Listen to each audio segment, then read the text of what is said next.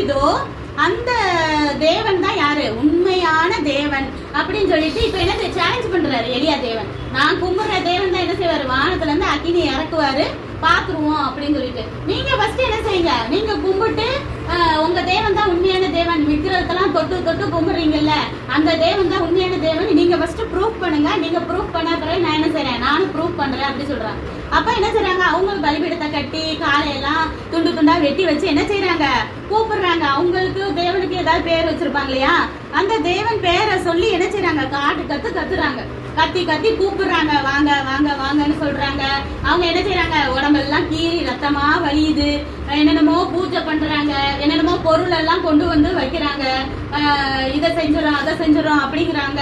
காலையில இருந்து கூப்பிடுறாங்க, சாயங்காலம் கிட்ட ஆயிடுச்சு, வச்சிருக்காங்க. காலையில ஈ வந்துதான் உட்காருதே தவிர அக்னி வரவே மாட்டேங்குது. அப்போ என்ன செய்யறாரு,